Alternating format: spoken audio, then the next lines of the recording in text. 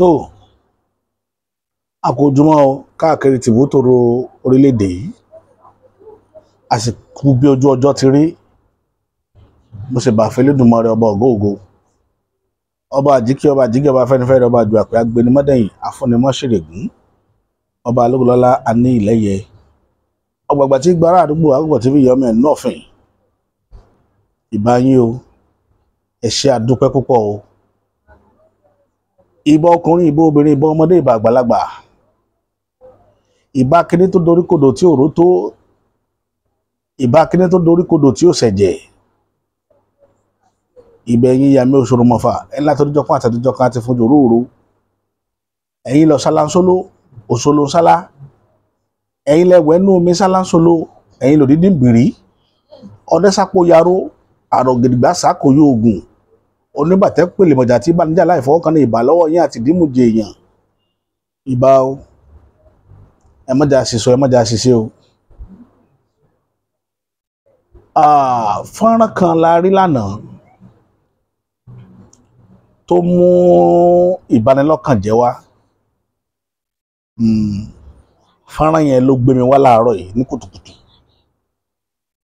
tí mo fẹ́ káwa èèyàn ká fi ọ̀rọ̀ jómitóró ọ̀rọ̀ lé lórí káwa náà tún rí bí ṣe ń lọ torí ọjọ́ kan bẹ tí mo sọ̀rọ̀ tí arákùnrin kan wá comment lábẹ́ comment section mi tó ń sọ pé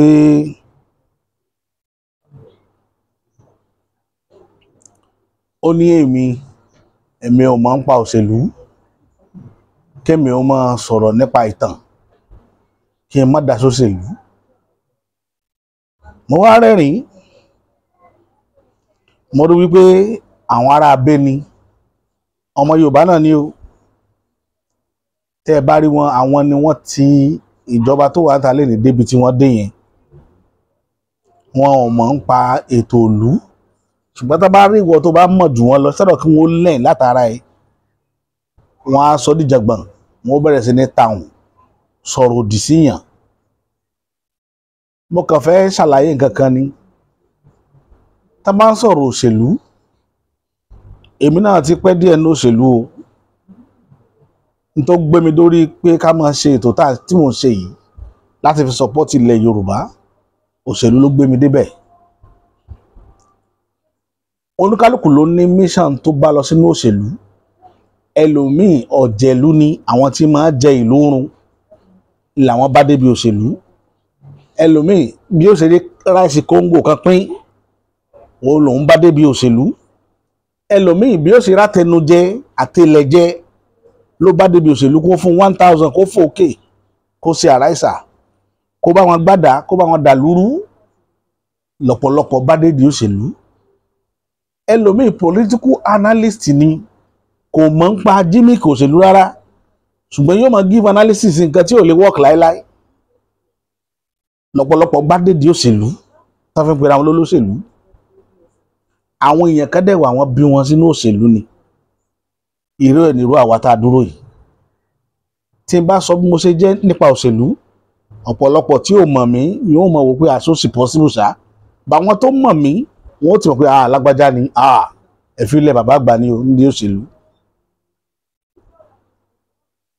kì í ṣe ọjọ́ orí lọ́rọ̀ òṣèlú ẹ̀bùn ni àti ààyè téèyàn bá ní fún. mo lẹ́nu gan lára òṣèlú tí má sọ̀rọ̀ nípa òṣèlú dáwọn ààyè kan ẹ̀ ní rí olóṣèlú kẹ́ ṣàdúrà fún mọ́láyé tẹ́ fi kú ẹ̀ ní ṣàdúrà fún olóṣèlú mọ́ tí n bá tú àṣírí olóṣèlú fún yín níbi tọ́lọ́run fi hàn èmi dé tọ́lọ́run jẹ́ káṣírí wọn tú sí mi lọ́wọ́ dé tí mo bá sọ ẹ rí olóṣèlú ẹ sì lẹ òkò mọ́ tàbí kẹyìn bá pa torí àwọn ni ìka ọ̀dádá àwọn ni wọ́n sọ ayé àwọn èèyàn dá bó ṣe dà lénìí bọ̀ ọ̀pọ̀lọpọ̀ yín nítorí interest ẹ nínú èèyàn mo ń sọ nǹkan kan fún yín tẹ́ bá continue láti mọ ní passion àbí interest nínú candidate kan pé ò ní ó yanjú ìṣòro yín ẹ̀ ń tara yín ni kò sí olóṣèlú tó ní èrò rẹ̀ fún ìlú tí wọ́n ń govern kò sí ìyá tó bí èmi, ìyá tó bí òun ó tẹ̀lé Awólọ́wọ̀ kú ni. Kẹ́lẹ́ mọ́ ibi tí òṣèlú ti wà náà ràn tèmi, ó ti ìran kẹta lè yí o lèmi tí mo dúró yìí. Yàtọ̀ sí wọ́n tó pẹ́ lágboolé yín ẹ̀sùn òṣèlú rí, ìwọ lọ ṣẹ̀ṣẹ̀ ń rí iná rí òṣèlú, àwọn aṣèlú àtẹ́pọ̀ ọmọ ń pa òṣèlú. Ìran kẹta lèmi tí mo dúró yìí. Mo ti lẹ́gbọ̀n tó ṣe tó báyìí fún chairmanship local government, mo ti ní commissioner, mo ti ṣiṣẹ́ fún governor tó wọlé, mo ti ṣe president tó wà ń bẹ̀ lẹ́nìí àjọ ṣe wàhálà rẹ̀ ni. Ẹ̀yin tẹ́ ẹ̀ bá wa sí mẹ́gbà tá à ń fa gbogbo àdìgbọ́n bí bàbá Bọ́lá Ahmed Tinubu ṣe di president. Ṣùgbọ́n ó ní tí mo rí tó jẹ́ ń sẹ́rí padà. Èmi ò láì kíkẹ́ yẹn mọ̀mọ́ sòdodo, ìṣòro tèmi ní nìyẹn. Tí n bá ń jà fún yàn nítorí bí ó ṣe pè Yorùbá ni. Ìrírí ó dẹ̀ ṣàgbà ohunkóhun. Mo máa ń sọ kíní yẹn severally, àwọn ọ̀pọ̀lọpọ̀ tó mọ̀ mí. Ilẹ̀ Haúsá ni wọ́n bí mi sí, mo mọ géèmù wọn gan. Ó jẹ́ kí n dípù nínú òṣèlú jà wọn tí mo bá lẹ́nu ẹ lọ. Tí n bá sọ̀rọ̀ òṣèlú fún yín. Ẹni tó bá fẹ́ mú Haúsá yóò sálọ fáwúsá ni. Àìṣe àlọ́ fáwúsá ni ò jẹ́ káwọ́ lọ́wọ́ orí òkè, orí àpèrè yẹn gùn. Àìṣe àlọ́ Abíọ́lá àtàwọn atrocity bàbá MKO Abíọ́lá ni òjò rí orí àpèrè yẹn gùn. Òdodo ọ̀rọ̀ bọ́lẹ̀ lénìí, èmi mo ti sọ fún yín pé lórí kan ní mi ní dọwọ́ borọ́ fún yín. Ẹ̀ pa mí náà lẹ́yìn àpá mi ẹ̀ tí ẹ̀ lérí mi pa, ṣùgbọ́n pé màá dọwọ́ borọ́ ìgbàgbé lórí ẹ̀.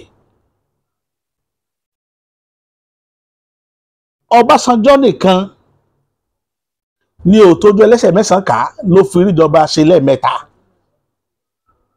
pẹ̀lú àwọn mọ́là. Ẹ lọ bá bàbá Ọbásanjọ́ dáadáa kẹtẹ nínú, òun nìkan ló mọ̀ṣèlú mọ́là play.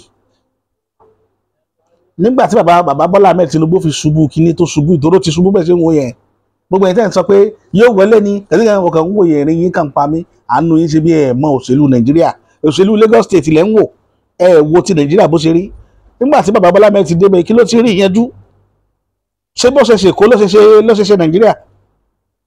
Ẹnìkan sọ ọjọ́ kan ó ní Jimmick ẹni tó ṣe èkó à ń sọ gbogbo ẹ̀ fún yín. Ní tó jẹ́ kí èmi ó tẹ̀lé ni pé mo rí pé akíkanjú èèyàn ni, ó láyà, ó dẹ̀ gbóyà, ó dẹ̀ lọ́gbọ́n. Ṣùgbọ́n wọ́n ní ẹni tí àìfọgbọ́nlọ́gbọ́n sọgbọ́n káfọgbọ́nlọ́gbọ́n sọgbọ́n ní ìjẹ́ ká pe àgbà ní wèrè, ká fi ọgbọ́n ọlọ́gbọ́n sọgbọ́n ní ìjẹ́ ká pe àgbà ní wèrè. Àwọn tí máa lísìn sáwọn tó lówó lọ́wọ́ jù báwọn ni kó advice àwọn ìgbà kẹta lé ká advice wọn, ó wà lára nǹkan tí ń gbé ìjọba tó wà ń ta ìṣubú lọ.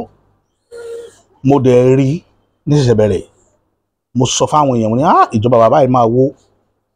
Mo rí àwọn ìgbésẹ̀ tó gbé. Mọ́là ní géèmù méjì kan tó máa ń bá èèyàn play, tó máa ń bá ẹ̀yà míì play.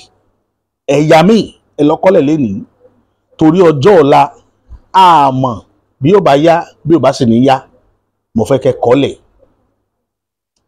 Tí Mọ́là bá ń bá yín deal kì í ṣe lóṣèlú nìkan, yóò máa deal pẹ̀lú yín pẹ̀lú tírà ni pé kẹ́sì ṣe.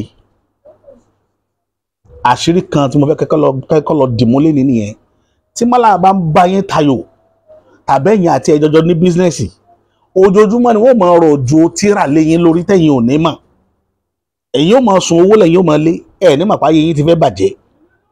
Ìṣẹ́dá kó pa yín dànù àbí kẹ́dẹ̀rú fún tó yẹ pé òun lẹ́ padà máa sìn. Ìkan ṣẹlẹ̀ nú ẹ̀ pé Mọ́là ṣe rí nu. Ẹ̀yin ò àwọn fojú pé ó gọ̀. Even kẹ́jẹ́ pé ẹ̀yin lẹ́ ń wà ní owó tẹ̀ kàn ń fún ní change pé gba 500,000 tẹ́ bá make 5 million ẹ fún 500 kò ní bá yín jiyàn láyé. Yóò gba 500 yẹn lọ́wọ́ yín, yóò sì ṣàdúrà sí iye tó jẹ́ náà nìyẹn tó aláwọn alam òǹdúpẹ́ yóò gbà lọ́wọ́ yín, yóò kówó yẹn lọlé. But ó mọ̀ pé ti yẹn oúnjẹ yóò wá máa ṣiṣẹ́ burúkú lórí yín bí kẹ́mi yóò bọ́ àbí kẹ́ padà dẹrú rẹ̀ tó jẹ́ pé gbogbo nǹkan níyẹn òun lẹ́ padà ta fún. Bí Mọ́là ṣe rí nu. Ibẹ̀ náà bí mi sí, ọ̀pọ̀lọpọ̀ nínú àwọn fámìlì mi ibẹ̀ náà bí wọ́n sí náà tún dàgbà jù mí lọ ní èjì tó jẹ́ pé àjọjọ ṣe papọ̀.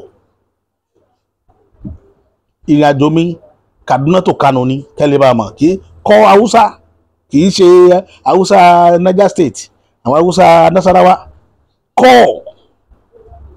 ni mo bá ṣe pé kọ́kọ́ ṣiṣẹ́ láyé mi nílé ayé mi tí ń gba sálárì lọ́wọ́ èèyàn pé wọ́n san sálárì oṣù fún mi mọ́là mo kọ́kọ́ bá ṣiṣẹ́ mọ́là mo kàn fẹ́ kẹ́ mọ̀ ibi tí mo mọ̀ wọ́n dé ni Ọlọ́run dẹ̀ dá wọn lẹ́dàá kan tí mọ́là bá rí ọ ọmọ tètè ń finú hàn yàn bí mọ́là ṣe rí nu tí wọ́n jẹ́ káwa Yorùbá tètè gọ̀ fún wọn nìyẹn pé àwọn gọ̀ wọn ò dẹ̀ gọ̀ mọ́là ọ̀gọ̀ yóò máa fi gbogbo nǹkan dán yín wò ọ̀gá mi ẹgbàá yẹn tí mò ń sọ yìí custom officer ni tó bá lọ sẹ̀mẹ̀ tó bá dé tó bá rówó yóò ti jẹ́ mọ̀ pé wọ́n ń gbé owó bọ̀ o yóò sì sọ iye tó fẹ́ lọ fún ọ̀gá àwọn pátápátá tó jẹ́ controller general yóò mention ẹ̀ pé eléyìí lọ́dọ̀ ẹ̀ eléyìí ọ̀dọ̀ tó ní bọ́ ṣe ń ṣe ń gbà yẹn nìyẹn láwọn mọ́là ẹ̀ lè mú wọn ó dẹ̀ jẹ́ kí n mọ̀ ṣé Yorùbá lè ṣerú ẹ̀ láíláí ni ẹ̀yin lè fi ẹ̀yin tó yẹ pé tẹ bá ti dolówó tán àwọn ọ̀rẹ́ yín tẹjọ́ ṣe kéékèèké ẹ̀ ní bá wọn ṣe mọ́ àwọn tẹjọ́ tẹ bá lẹ́nu owó lẹ́jọ́jọ́ máa ṣe mọ́là ò rí bẹ́ẹ̀ lọ́dọ̀ tiwọn tí wọ́n fi ń wín ni wa tí mò ń sọ nìyẹn mo dẹ̀ pariwo mo ní bàbá Bọ́lá Ahmed Tinubu ẹ ṣọ́ra pẹ̀lú àwọn tẹ́ ń kó kiri tẹ́ ń pè mínísítà tẹ́ kọ́sàn mínísítà Yorùbá jọ àwọn tí ò bá yín sí bẹ́ẹ̀ gbà tí wàhálà tó ju ogún lé àwọn tí wọ́n ti fi yín ṣe yẹ̀yẹ́ pé yóò lulẹ̀ tọ́lọ̀ ń padà gbàdúrà yín tẹ́ ẹ̀ padà lulẹ̀ gbogbo wọn lẹ́ agbára lé lọ́wọ́ àwọn tí wọ́n wá dúró tẹ̀mítẹ̀mí rí wọn mú ní adviser àwọn ọmọ olówó tẹ́jọjọ́ lògbà lísàlẹ̀ kó nǹkan kan lẹ́ ń kó sípò agbára mò ń wò yín mò ń rẹ́rìn-ín mo ní bàbá yìí ó ṣubú bàbá kan pè mí ọmọ Ìwó ni bàbá yẹn náà gbélé Haúsá níjọ́ tí mo ṣe fídíò tí mo sọ bàbá yẹn ní àwọn ká wọn ní live pé wọ́n rán àwọn èèyàn lọ Saudi nítorí láìsí Mọ́kà Saudi sílẹ̀kùn fún Haúsá láti ilẹ̀ Haúsá àṣírí ẹ̀gbọ́n lè nìyí tọ́mọ́lé Saudi ti tilẹ̀kùn pé wọn ò fẹ́ káwọn èèyàn wọlé Haúsá ó wọlé àwọn Fúlàní wọn ń wọlé sọ̀hún wọ́n sọ iye èèyàn tó lọ tí wọ́n sẹ́ndì àfáà kan láti north tó hẹ́ẹ̀dì wọn lọ tí wọ́n lọ ṣe tíra nítorí bàbá Bọ́lá Ahmed Tinubu lórí election 2027 wọ́n ń wá bí ó ṣe ṣubú bí ó ṣe ṣiṣẹ́ táyé ò ní gbà tiẹ̀ mọ́ mo dé pariwo kíní síta bàbá yẹn ò listen tí n bá wá sọ̀rọ̀ tí n bá ní ọ̀rọ̀ tí mo sọ yìí advice mo fún ìjọba yín mo ní mo bẹ̀ Ọlọ́run kọ́ lọ má jẹ́ kí ìjọba yín ó mú lò ẹnìkan wá challenge mi ó lè kí má mọ̀ sọ bẹ́ẹ̀ mọ́ ó yẹ ká máa gbàdúrà fún mọ́ ààrẹ rìn ẹni tá à ń bá sọ̀rọ̀ ò lè gbọ́ tí wọ́n rọ̀lú òní jí ó gbọ́ láíláí kò possible bó tó tún sọ mo ní tí ó bá wọlé 2027 ẹ pàjá fún mi máa jẹ́ ibi tí mo dúró mo sọ bẹ́ẹ̀ nígbà tí Jonathan tí mo sọ pé Jonathan ò ní wọlé sáwọn èèyàn rò péré ni ẹnìkan lọ́wọ́ bẹ́tẹ̀ pẹ̀lú 10 million pẹ̀lú mi calculation lòṣèlú kì í ṣe èrò ẹ̀yin lẹ́yìn ro èrò wọ́n sọ kinní kan ní north níjẹta níjọ́ Jímọ̀ tẹ bá fẹ́ gbọ́ fat ìbílẹ̀ Haúsá ṣe ń lọ ẹ máa gbọ́ BBC Haúsá ẹ̀dẹ̀ máa lọ Jímọ̀ wọn lọ kírun ibẹ̀ làṣírí wọn wà ibẹ̀ làwọn ti máa ń ṣe meeting ẹ̀yin lẹ́yìn máa ń ṣe meeting káàkiri tẹ́ máa lu agbolé tẹ́ máa rìn káàkiri lóru Haúsá ẹ̀ rìnrìn òru fóṣèlú mọ́ṣáláṣí Jímọ̀ àti BBC lẹ́ẹ̀tì gbọ́n tí ó yẹ kí wọ́n ṣe ọ̀rọ̀ gùn mí láàárọ̀ yìí mo fẹ́ sọ àṣírí Haúsá fún yín wọ́n wá ṣe nǹkan kan ẹnìyẹn wá ń sọ ń bẹ̀ pé àwọn fẹ́ wo jímìkì tí Tinubu ó lò ní 2027 bóyá yóò sọ pé òun fẹ́ manipulate ìbò ilẹ̀ Haúsá ni àwọn fẹ́ wò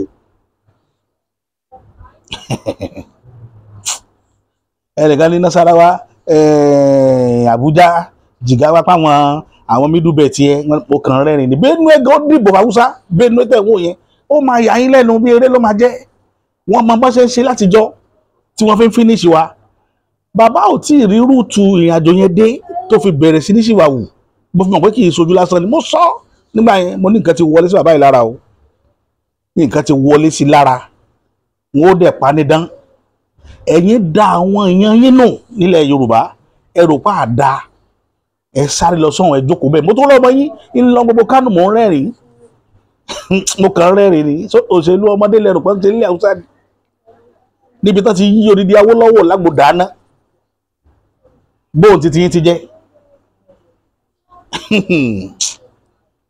bàbá Bọ́lá tí lágbára débẹ̀ mo tuntun sọ lẹ́ẹ̀kan sí iṣẹ́ ẹni tó bá fẹ́ bá mi bẹ́ẹ̀ tiẹ̀ tó lè jókòó pé kájọ jẹ́ analysis yẹn kí wọ́n á jẹ́ kó rí kẹ́rí àwọn nǹkan kan tó wà lábẹ́bẹ̀ ẹ̀rọ Ọlọ́run máa bà yín mo fi sọ fún bàbá ń gbà yẹn pé bàbá ẹ má yọra yín lẹ́nu lórí 2027 owó tẹ́ ẹ bá méèkì níjọba ilé ẹ máa kó bọ̀ nílé wa máa ná lẹ́kọ̀ọ́ kẹ́ máa jẹun ìwọlá ẹ̀jẹ̀ yín náà ti gbìyànjú nínú ayé. Nígbà tí wọ́n fẹ́ campaign fún Ọbásanjọ́ ní 1998 wọ́n lo jímìkì kan ní Kánò náà ti lo jímìkì yẹn ẹ̀rù dẹ̀ ń bà mí ẹni tó campaign fún bàbá Ọbásanjọ́ lọ́dún náà lọ́hùn à ń porúkọ rẹ̀ ní Abubakar Rimi ó ti kún sí òun ló gbé àwọn kínákọ̀ àbẹ́fẹ́lá pupa yìí kí náà ń pè náà Kwankwaso Rimi ló fa Kwankwaso lẹ̀ as governor àwọn ọmọ ẹ̀yìn Kwankwaso àti Ganduje ọmọ ẹ̀yìn Rimi ni Abubakar Rimi wá lọ tẹ pósítà fún bàbá Ọbásanjọ́ torí pé nígbà yẹn Abacha kú tí wọ́n mú Ọbásanjọ́ jáde lẹ́wọ̀n Kano ò tí ì support nítorí pé Kano ni Abacha claim bóun ti wá bó ṣe jẹ́ pé ìtàn sọ pé kì í sọmọ Nàìjíríà ni ṣùgbọ́n Kano ní claim wọ́n sì lágbolé Kano dọ́là tí ìwé wọ́n dẹ̀ sí òkú ẹ̀ sí àwọn rí Ọbásanjọ́ bí ọ̀tá wípé Abacha ti tì mọ́lé ló fẹ́ pa wáyé tó wá fi dèrò ta ó yẹ kí lórúkọ ẹ̀ bàbá president ọmọ mìíràn yìí ẹ máa wọn rántí orúkọ ẹ̀mí rántí orúkọ Abubakar àbí kí náà orúkọ náà gbà yẹn ó yẹ kó pa Ọbásanjọ́ ni ó yẹ kó go ahead pẹ̀lú plan Abacha ni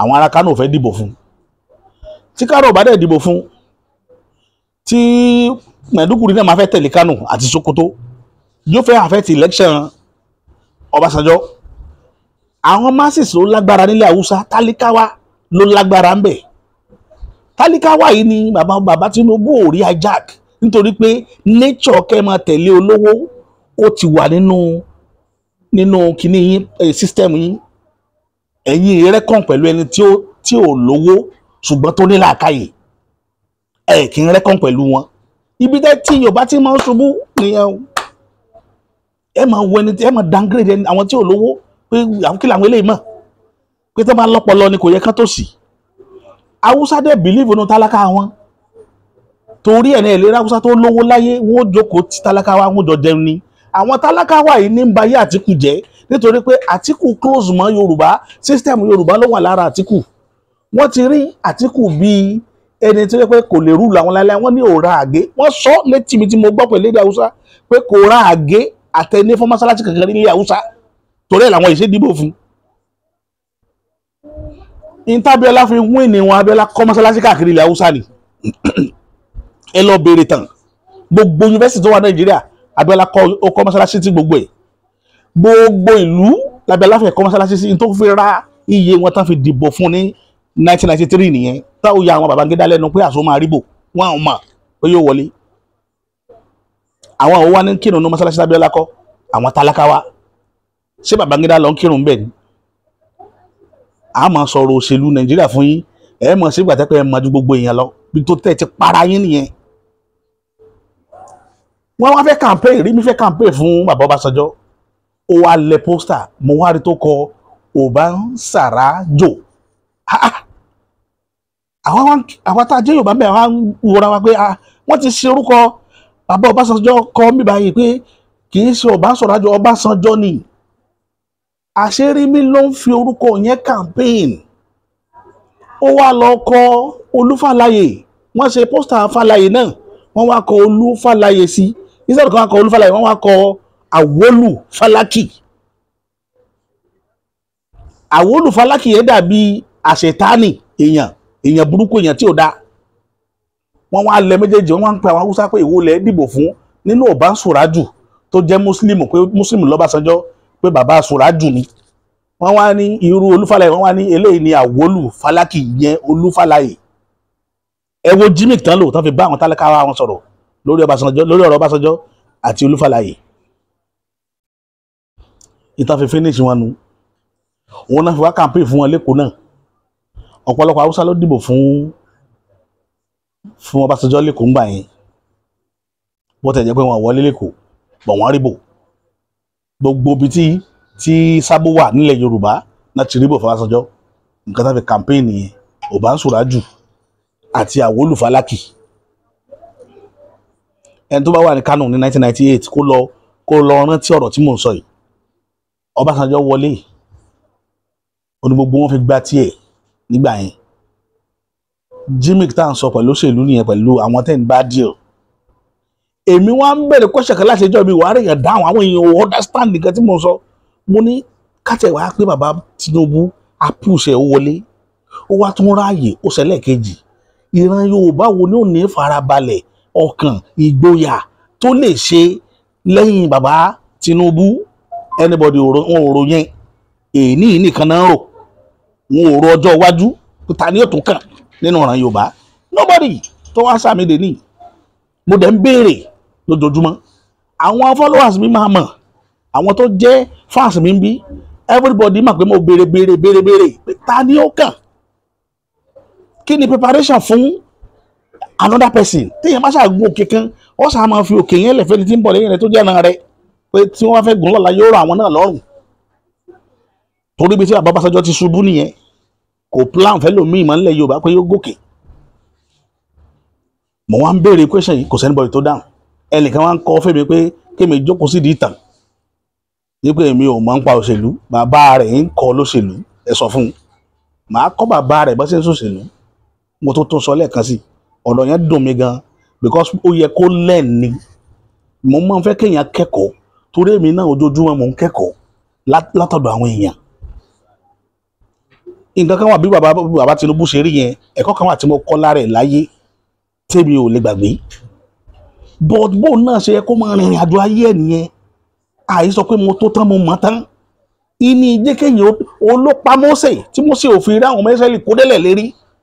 Mo tó tán mo mọ̀ tán òun nìkan ní Ọlọ́run bá sọ̀rọ̀. Àwọn ọmọ ẹ̀yìn rẹ̀ Ọlọ́run bá sọ̀rọ̀. Àwọn á sọ fún àwọn bínú sí wọn pé kò yẹ kí wọ́n lọ máa mọ èrè tí wọ́n fi máa jẹun. Ọdẹ fi wọ́n lẹ̀ sínú ebi lọ́lọ́run fi bínú sí Mósè pé kì í wá ṣe ọ̀gá lọ́kùn wọn délẹ̀ lérí yẹn. Because àwọn tó kó dání àwọn aláìmọ̀kan ni wọ́n ìwọ lòun fi ṣe lórí wọn why tó ṣe bínú sí wọn nírú píríọ̀dù yìí bó tẹ̀ jẹ́ pé gbogbo ẹ̀ abẹ́lẹ̀ pé Facebook story ni but ó jọ gàtí kò jọ gàtí ó fẹsẹ̀ méjìlélẹ̀ gàtí lọ̀rọ̀ yẹn. Òun ni àbúrò rẹ̀ Aaron ló fi wá kó àwọn ẹsẹ̀ ìlọlẹ̀ lérí tí wọ́n promise wọn. Tẹ́ bá lọ wo fọ́nrán yẹn dáadáa nu Bible àti fídíò rẹ̀ tá a wò bó ti rí gẹ́lẹ́nu.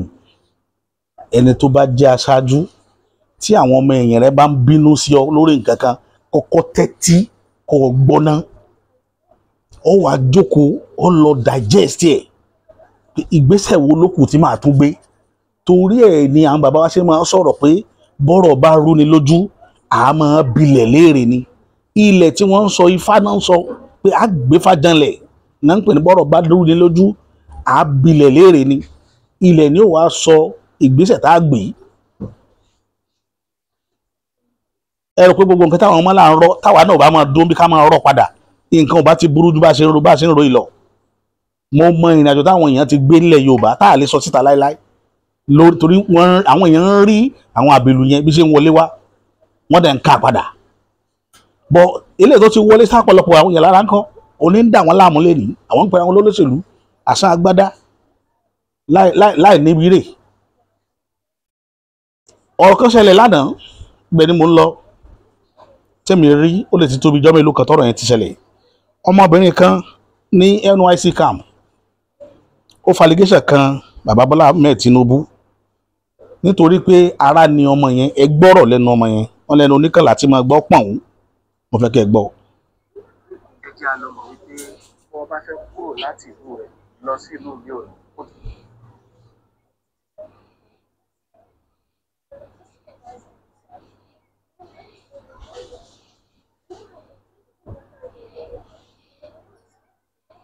Ibi tọ́rọ̀ yẹn ti bẹ̀rẹ̀ mo ti fẹ́ kẹ́ ẹ gbọ́. So guys, yesterday I made a video talking about the Nigerian government and how terrible President Tinubu is, and I was crying in the video.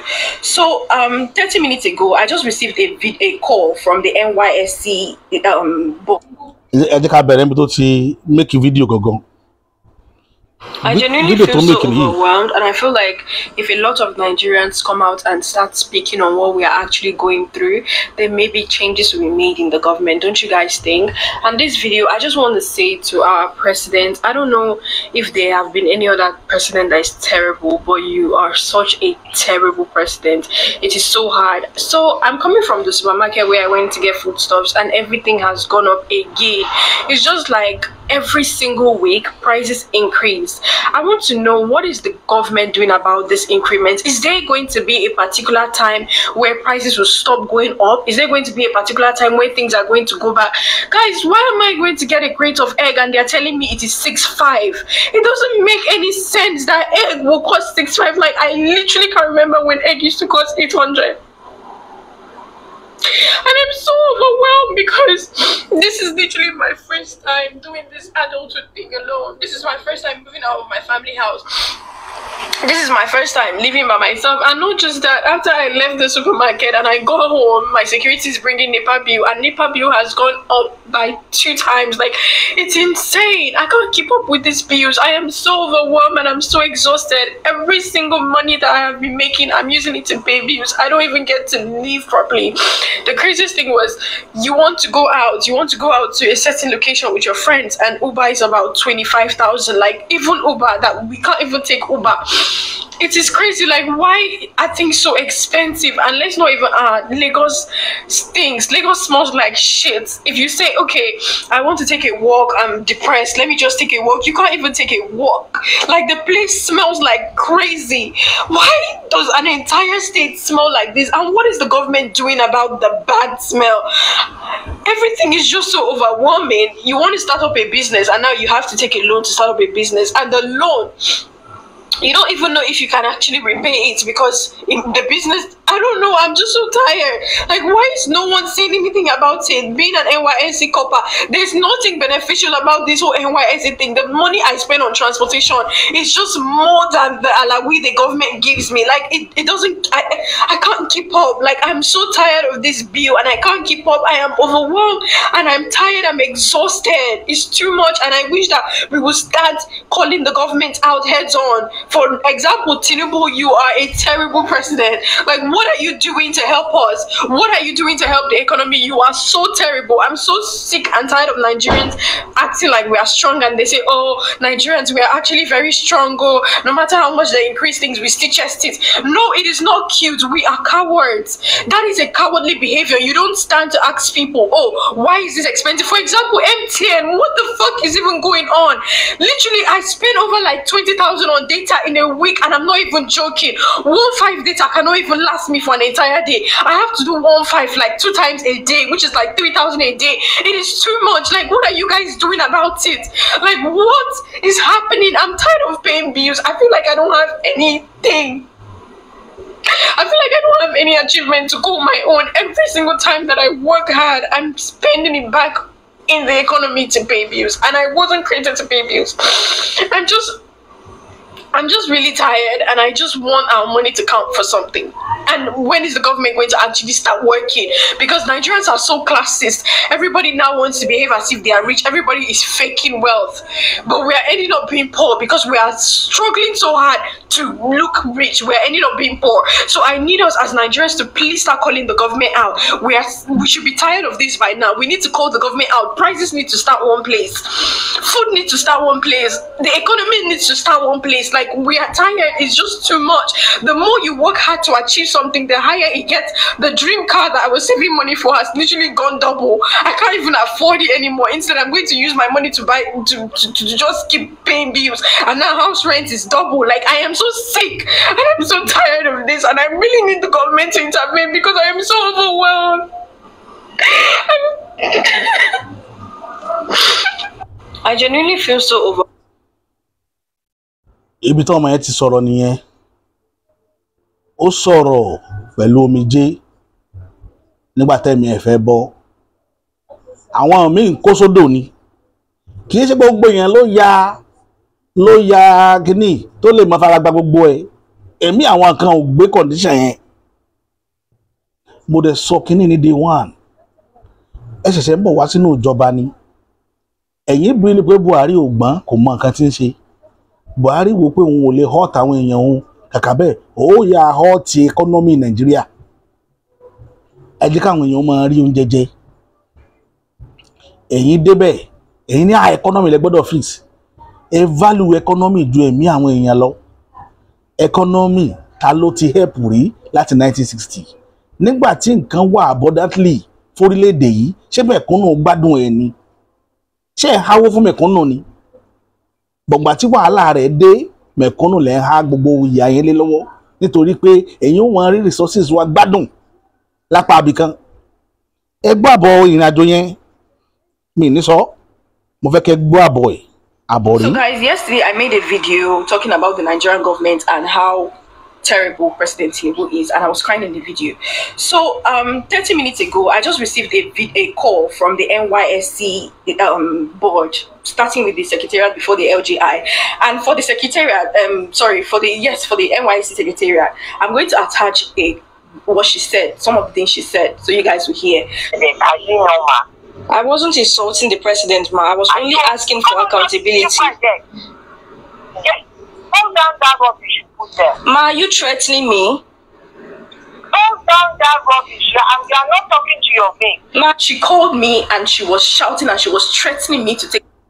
Àwọn NYSC board ló pè tí wọ́n ní kó bring down video yẹn ọmọ yẹn ò bring down video yẹn o video yìí in tó lè bí mi tí mọ̀ bọ̀rọ̀ ń bọ̀ lórí ẹ̀ mú bọ̀. Down the video, and I'm in my first mind I'm like, wait, how did they get my phone number? And then I realized that every NYSC corper has to fill a file with your phone number and your address. I'm like, these people actually have my house address and they know where I'm staying, and now they have started calling me first to threaten me.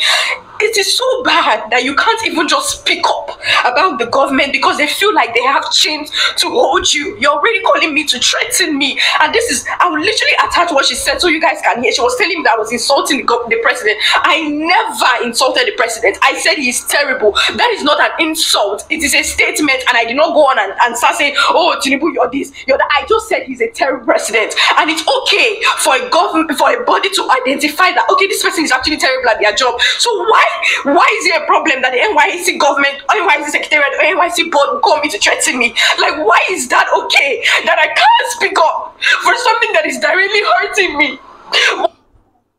Ntí àwọn wá ń ṣe ń sìn nìyẹn ẹni tó bá ti sọ̀rọ̀ against the government tó wà ń tà yìí ẹ kò àwọn kéde gan kú wọn lọ lù ó lè má jẹ́ yín gangan lè rán wọn ṣẹ́ ṣùgbọ́n àwọn fáàsì titi yín náà tinú ń bí pé àwọn èèyàn ń sọ̀rọ̀ síjọba yín kò dáa wọ́n wàá lọ ká ẹni náà mọ́lé ṣùgbọ́n mo fẹ́ rọ bàbá Bọ́lá Ahmed Tinubu fún nǹkan kan mo dẹ̀ fẹ́ kí gbogbo ọmọ Yorùbá pátá gbogbo ọba ilẹ̀ Yorùbá pátá ẹni tó bá ní access sí wọn ẹ̀rọ wọn kẹ́ bá wọn sọ̀rọ̀ tí nǹkan bá ṣe ọmọbìnrin yìí tó máa fi lè pamọ́ yín lọ́wọ́ wàláhì orúkọ yín àtijọba yín parí iṣẹ́ nìyẹn o àṣírí bẹ̀lẹ̀ gbọ́ lé nìyí wọ́n fẹ́ dáràn bọ̀ yín lọ́rùn níbi tí wọ́n ń bá lọ àwọn opponent yín fẹ́ dá ọ̀ràn ńlá bọ̀ yín lọ́rùn tẹ́ ẹ̀ ní bọ́m̀bẹ̀ any attempt láti silence ọmọ yìí ẹ bà nǹkan jẹ́ ẹ tètè wá security fún ọmọ tó sọ̀rọ̀ yìí wọn ò gbọ́dọ̀ pa o torí threatening ti pọ̀ jù threatening yẹn ti pọ̀ jù tí nǹkan bá ṣe àbírú àwa báyìí tá à ń sọ̀rọ̀ tí nǹkan bá ṣe wá wàhálà bájọba yín àtẹ̀yìn gan àwọn ibi tí mo ti fẹ́ kẹ́ sára nìyẹn for security reason tẹ́ ẹ bá ní opportunity láti wá ọmọ yìí kàn ẹ fún ní security tó péye torí àwọn èmẹ̀sẹ̀ yín àwọn tẹ́jọ́jọ́ ń dù ká má lọ pa ọmọ yín lọ́rùn ká má lò against yín àwọn náà wọ́n lù pa àwọn náà wọ́n pè yín lẹ́jọ́ pé ọmọ yẹn sọ̀rọ̀ sí yín ló jẹ́ wọ́n pa torí threatening ti ń lọ gan lóríṣiríṣi láti different corners torí àwọn ibi tí mo ti fẹ́ kẹ́ sára nìyẹn torí àwọn tẹ́ ẹ kó sọ́dọ̀ tẹ́ ẹ rò pé wọ́n gbọ́n ju everybody lọ. Why is it okay that they will call me to threaten me under 24 hours that I made a video? Why can't Nigerians speak up? Why are they holding us in chains? Why do they feel like everything that we do, they have ways to control us? Let me tell you guys something, NYC board or whatever. If you guys have come together and you like, maybe you're not calling me one by one to threaten me, that's fine. You can do whatever you want to do. Because I know that you guys already have plans. The one that this one is calling me, the next person is calling me, that's fine. But now I'm putting it out here so you guys will see and you guys will know. NYC, they have my house address and they are still calling me to threaten me. So in case anything happens, you will be very much aware where the problem started. Because I did not say anything I shouldn't have said. The Nigerian government are not doing anything about the inflation that is happening, and it's causing us to be very depressed. I am depressed and my bank account is going to zero and I still have to live every day. And I'm asking the Nigerian government to do something about the inflation. And instead of me to get a call and say, okay, we are working on it, I'm getting a call saying that, oh, you're very stupid. Why did you do that to Tinubu? Take down that video. You did this, you did that. I just want you guys to know that this is what the NYC board are doing. And in case anything happens to me, because they have my address, you guys know who to hold accountable.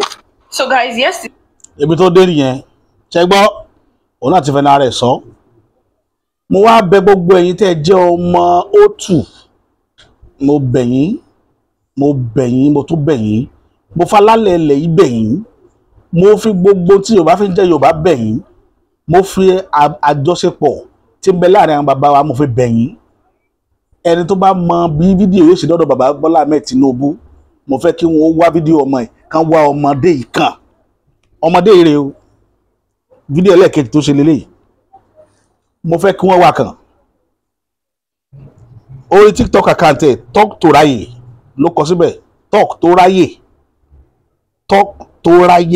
ló kọ síbẹ̀ ó lákìrì kó jọmọ yẹn jẹ́ Yorùbá gan àwọn opponent yín wọ́n ṣe tán àti take over ọmọ yẹn tán bá dẹ̀ fi lè yanjú ẹ̀ bóyá wọ́n ṣe léṣe ẹ̀yin ni wọ́n lè ṣe léṣe o mo mọ̀ pé ẹ̀yin ṣerú ẹni bẹ́ẹ̀ tí máa já nítorí òṣèlú àwọn tẹ́ ń kó kiri ní dágbò aláìlẹ̀ tán lọ ń threaten ọmọ ọlọ́mọ ẹ wá tó kí ọwọ́ àwọn ọmọ yín bọ́sọ kán yé bú àwọn èèyàn mọ́ ibi tí wàhálà ó ti bẹ̀rẹ̀ nìyẹn o àgbàrá ilé Yorùbá gan fún yín lásìkò tẹ́ wà gan kò ṣeé wọ̀ fún yín ká máa sọ pé ẹ̀ ń lọlẹ̀ Haúsá tó dáwà gan inú ń bí wá sí yín à ń sọ nǹkan fún yín wípé báwa tí ẹ lè farada yà á lè farada ibi àmọ́ ẹ̀tú àwa Yorùbá lókun ẹ̀tú okùn ọrùn wa lẹ̀ ẹja máa bá tiwa lọ ẹ lu agbára tẹ́ ẹ ní ẹja máa bá tiwa lọ ẹ kọ ẹ dá wa lóhùn àwọn Fúlàní wọlé wa ń pa wá lọ́mọ pa wá láya pa wá lọ́kọ ẹ rí kankan ṣe sí ẹ ní sọ́jà lọ́wọ́ ẹ rí lò ẹ rí ọlọ́pàá lọ́wọ́ ẹ rí lò láti gbà wálẹ̀ lọ́wọ́ yà àwa là ń sáré bá ti fẹ́ gbára wa kúrò lọ́wọ́ yà ẹ wá wá support wa gbélé tí fẹ́ rí òun mo ti sọ fún yín wípé tá a bá rẹ̀ èèyàn ní 2020 tó bá gbórí podium fún òun fẹ́ máa campaign èpè ń bẹ tá a ṣẹ̀ tí wọ́n pé inú ibẹ̀ ni ó parẹ́ sí kò ní kó ń bẹ̀ àṣírí lẹgbẹ́ lẹ́nu mi lé nìyí mo dẹ̀ wọ́n ẹ̀yin tẹ́ ẹ máa wá kọ́mẹ̀ntì rádaràdá lábẹ́ kọ́mẹ̀ntì mi tẹ́ ẹ máa sọ̀rọ̀ pé kìnìkan ẹni tó bá wá tí ń bá gbámú tí ń bá sọ ní èpè wàhálà inú tírélà ni ó parẹ́ sí ọ̀rọ̀ náà ò ní jù bẹ́ẹ̀ lọ toró ti dójú ẹ̀ báyìí àní máa wo àwọn èèyàn wa kó máa kú sọ́wọ́ Fúlàní kẹwa ní káwọn máa bá yín rẹ́rìn àní bá yín rẹ́rìn o tẹ́ ẹ̀ bá ti ṣe the needful that is just it ọ̀nà mi ò jù báyìí lọ o.